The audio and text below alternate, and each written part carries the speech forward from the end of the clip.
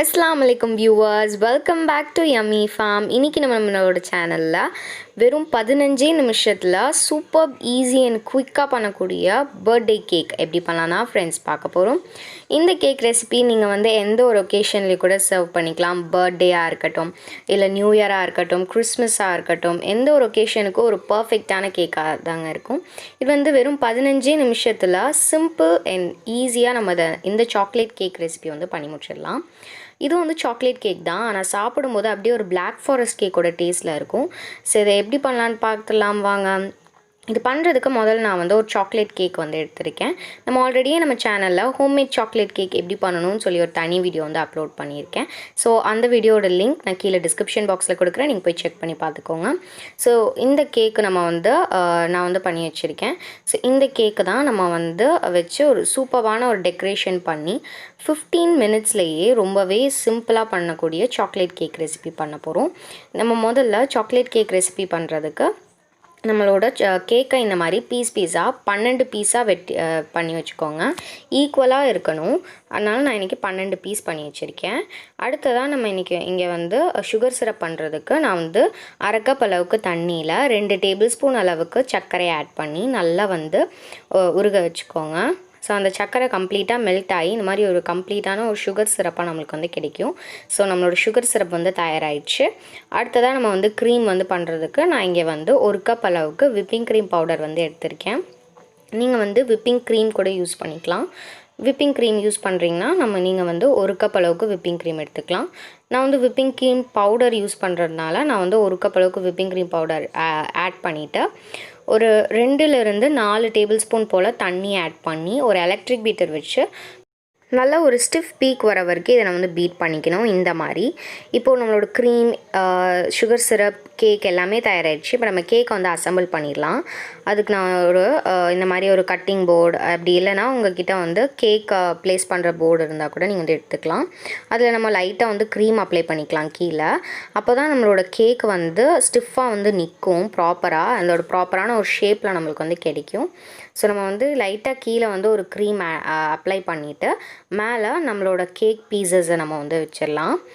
நான் வந்து 4 கேக் பீசஸை வந்து அரேஞ்ச் பண்ணி வைக்க போகிறேன்.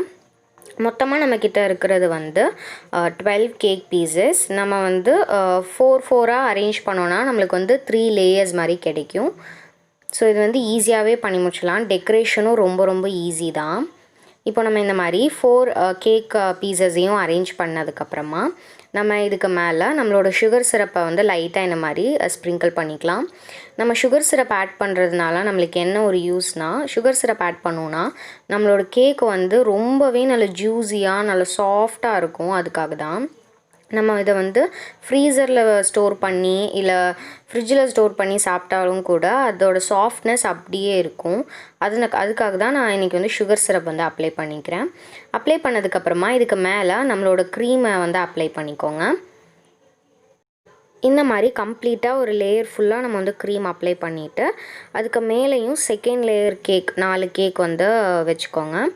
வச்சுட்டு அதுக்கு மேலேயும் மறுபடிக்கும் சுகர் சிரப், மறுபடிக்கும் க்ரீம் அப்ளை பண்ணி இதே மாதிரி 12 ஸ்லைசஸையும் நம்ம வந்து ப்ளேஸ் பண்ணிடணும். இதே ப்ராசஸை வந்து ரிப்பீட் பண்ணிக்கோங்க. இப்போ நான் வந்து செகண்ட் லேயர், அதாவது 4 கேக் வந்து வச்சாச்சு. வச்சதுக்கப்புறமா மறுபடிக்கும் இது மேலே லைட்டாக நான் வந்து சுகர் சிரப் வந்து அப்ளை பண்ணிக்கிறேன்.